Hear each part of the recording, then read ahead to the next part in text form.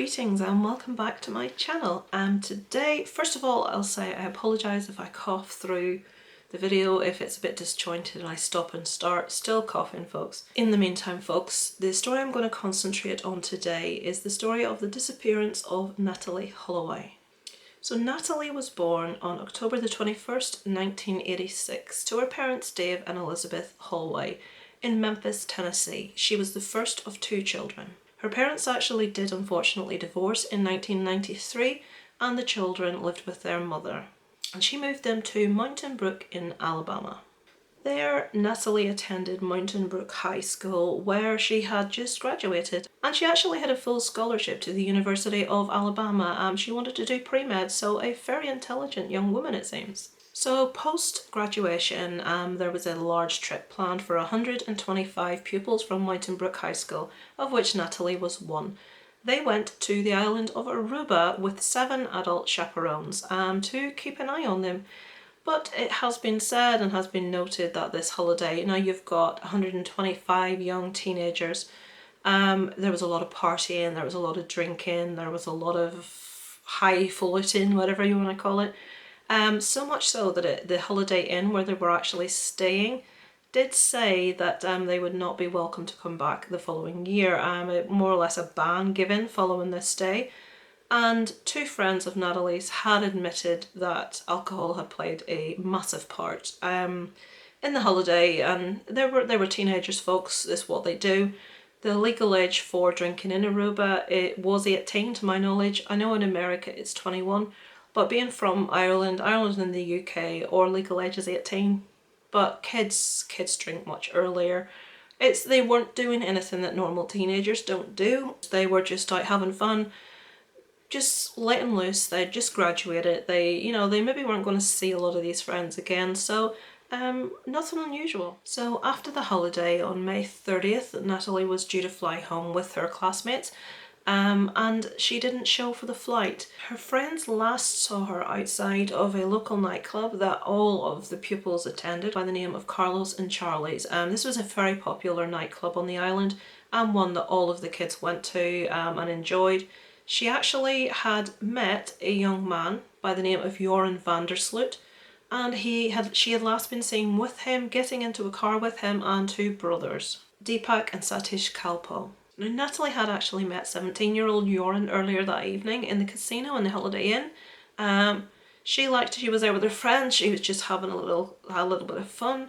Joran did like to gamble. He was known in the casino and in the Holiday Inn. He was actually known as someone that would try and get out the pretty girls.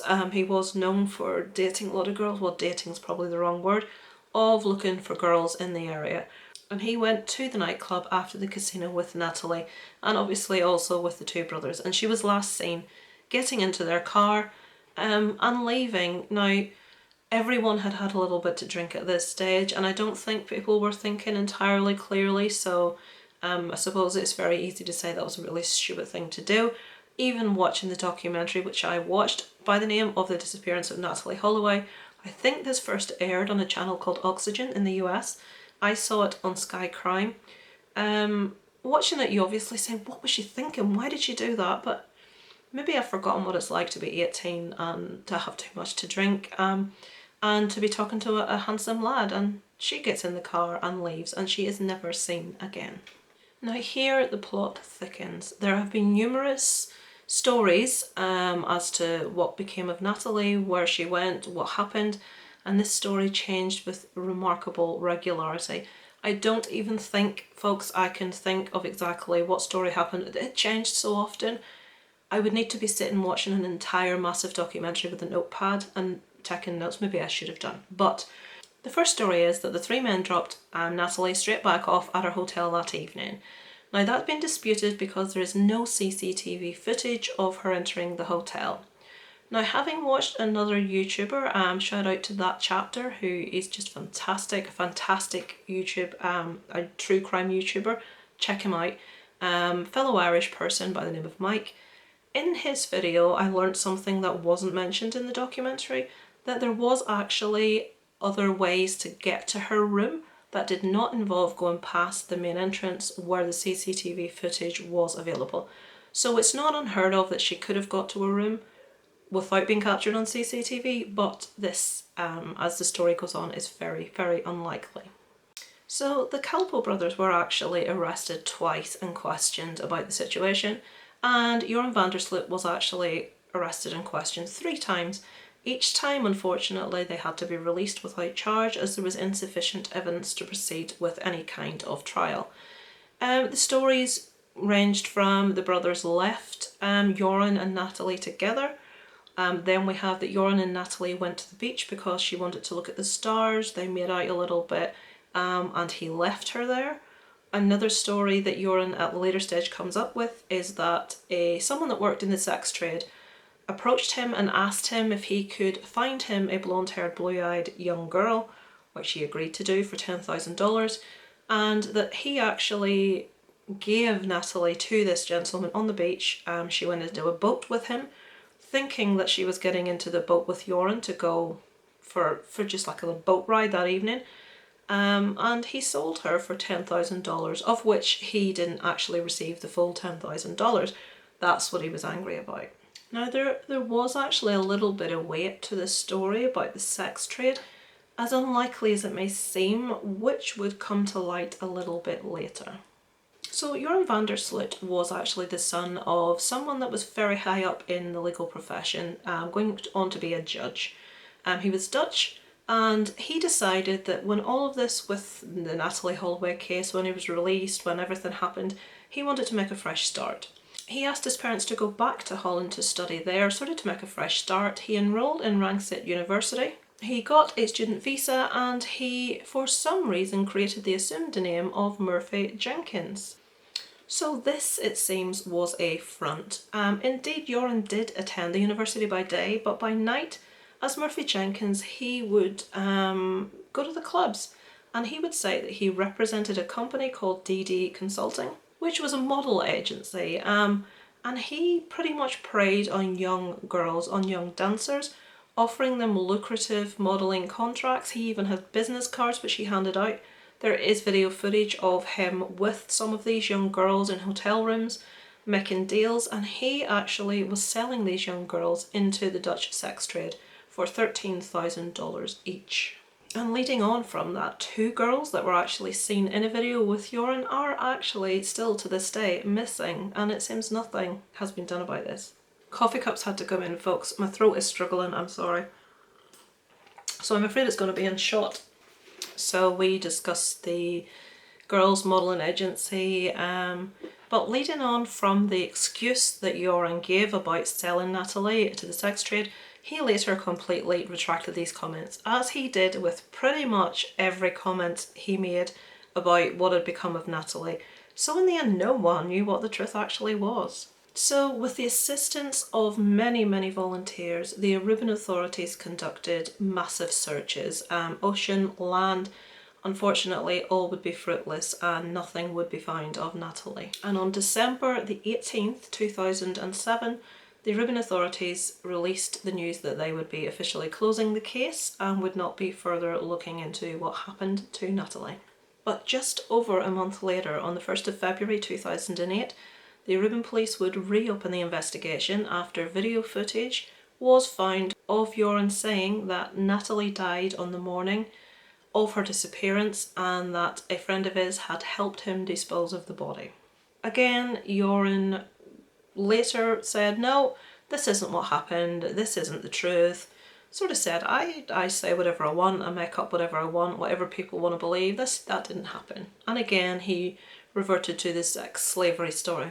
So we fast forward for the next part of the story to the 30th of May 2010, just over 2 years after the last big look into Joran for this crime. Now this is eerily, chillingly, exactly 5 years after the disappearance of Natalee.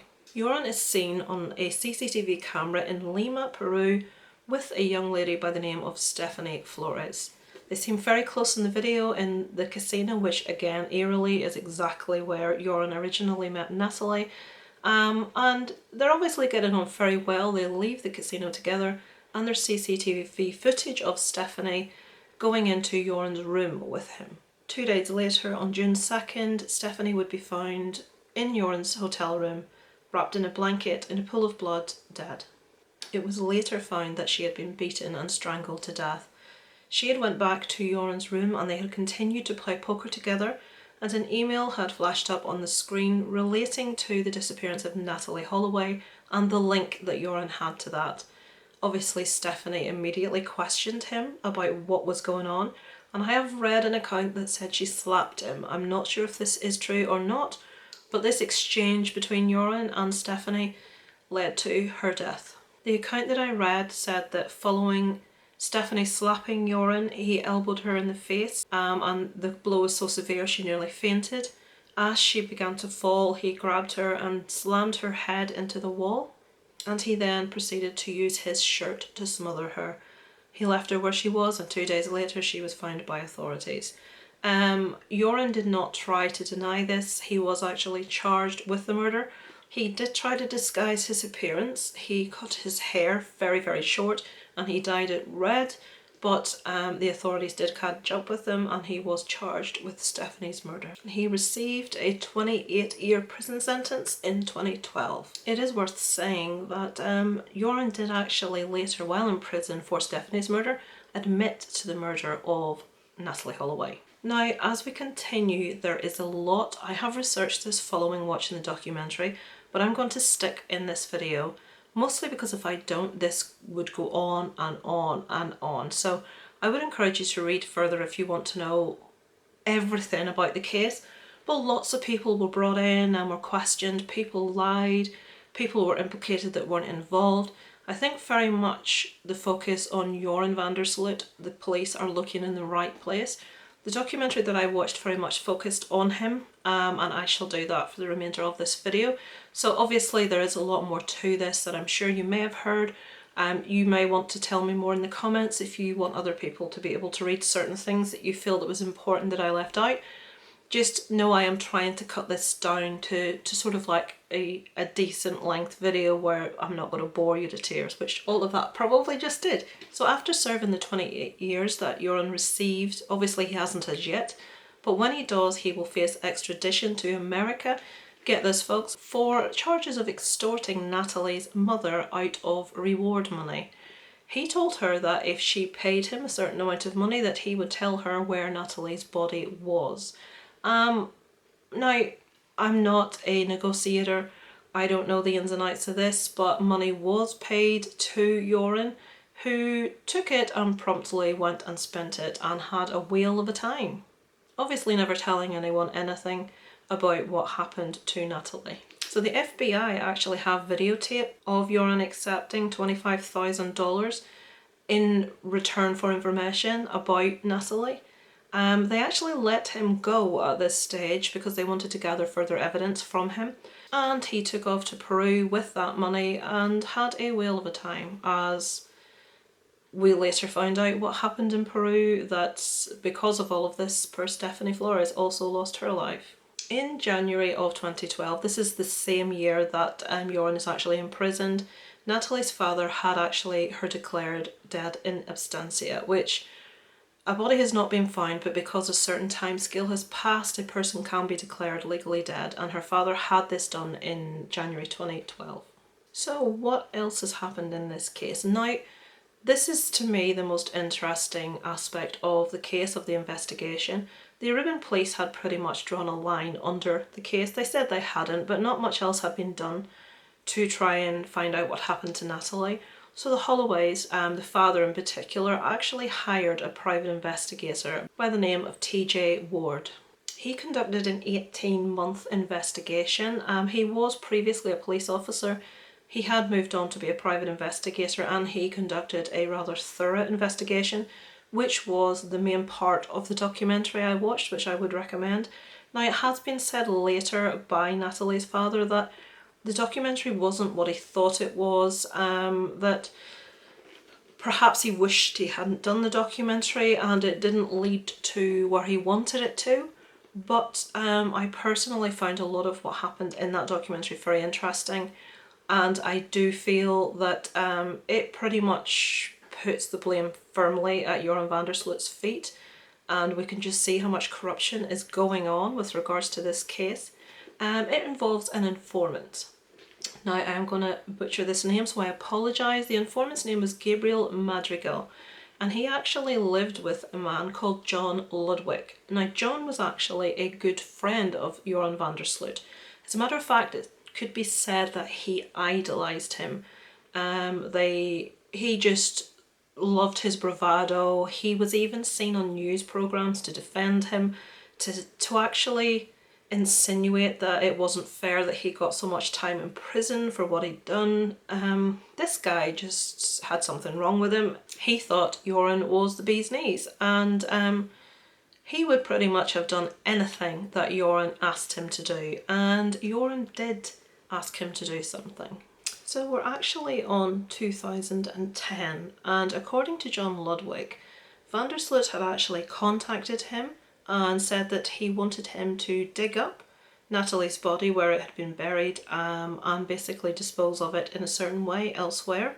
The story that Ludwig told Gabriel is that he dug up Natalee's body, which he described the condition and state that the body was in. I'm not going to go into detail. And that he had to smash up her bones, and he put them with that of the bones of a dog, apparently. And it is said that he took them to a crematorium in a box with the story that his dog had died and he was very close to this dog, and could he please cremate this dog. And obviously a backhander, they paid the crematorium worker, and it said that Natalee was cremated. It has also been said that van der Sloot's father was actually in on this. Again, is that true? Is that fake? Who knows? Because there are so many stories and so many rumours.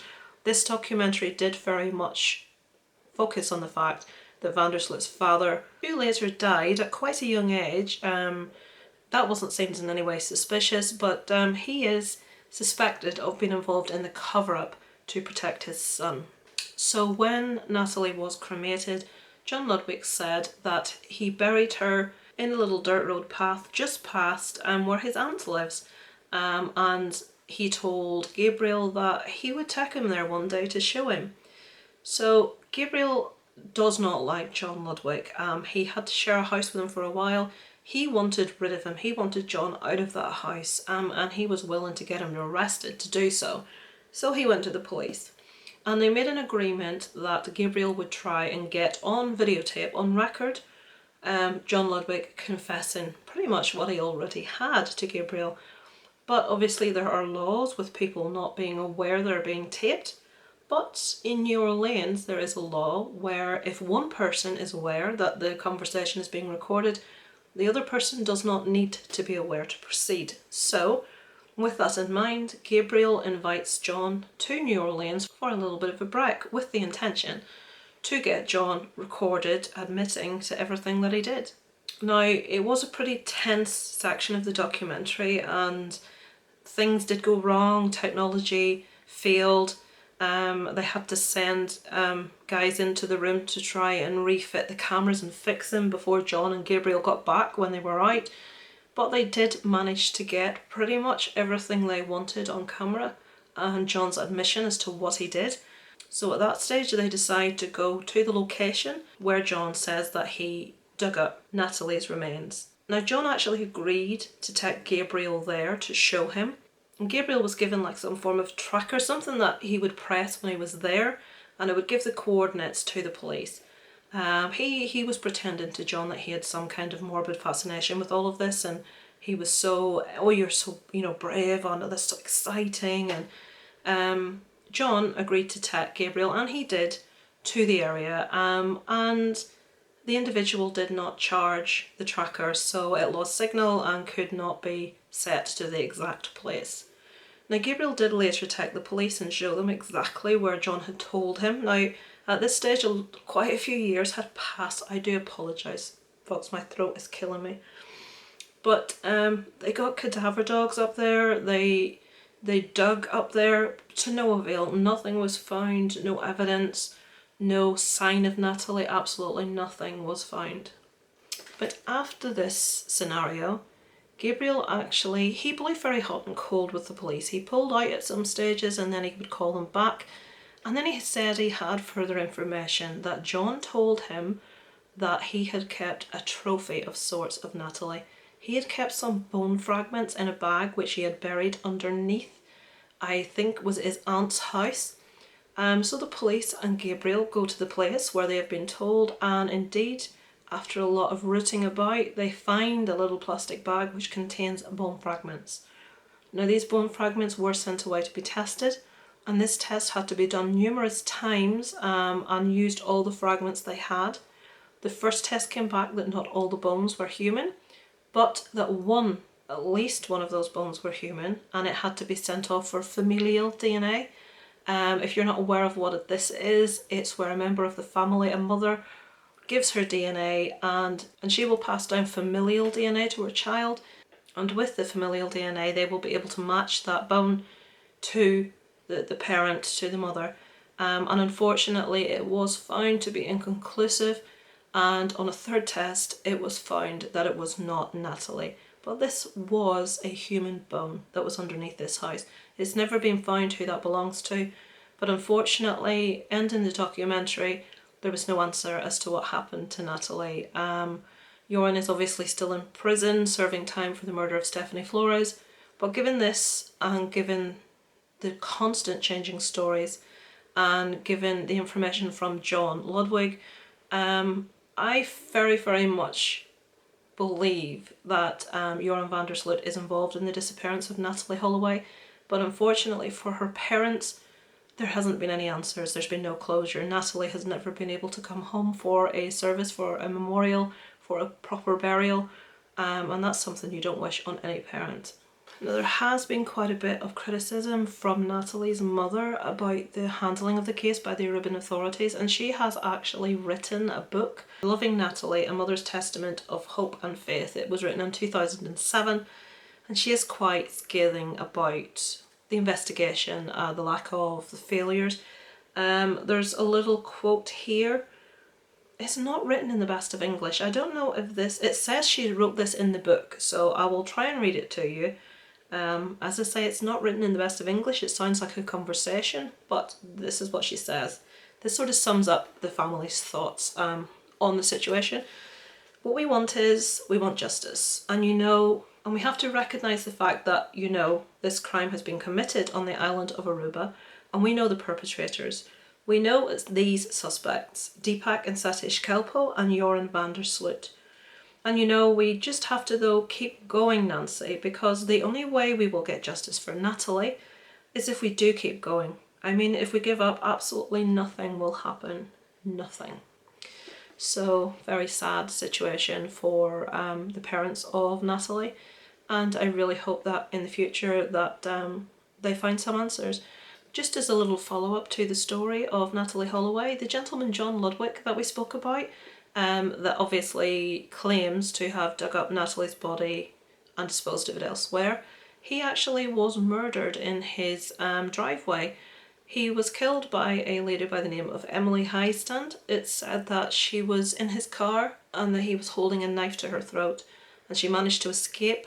And the upshot of that is that John Ludwig was stabbed in the abdomen, and he is no longer with us. So another bad guy gone. So that's where we leave the case of Natalee Holloway. Unfortunately, no further on, no definitive answers, but I would thoroughly recommend the documentary, The Disappearance of Natalee Holloway. It maybe is a bit frustrating that you get to the end and there are no answers, but it's very interesting to see how the investigation takes shape and the information found and discovered by the private detective.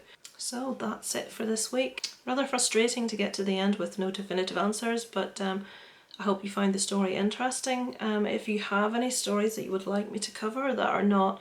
I'm staying away from massive cases like the Yorkshire Ripper and like the Moors murders. If there's even any Irish or British cases you would like me to cover, please let me know in the comments. I'm very willing to look into any of those for you. But yeah, thank you so much for watching and supporting the channel. I'd really appreciate a little like there if you could, or a subscription if you like these kind of videos. Just let me know below your thoughts, correct me on anything I got wrong, Any suggestions gratefully received. I will get around to your comments. I don't get around to them right away, but I definitely do read them and I will respond to them. So thank you so much for watching. It's over and out from Lisa Loves.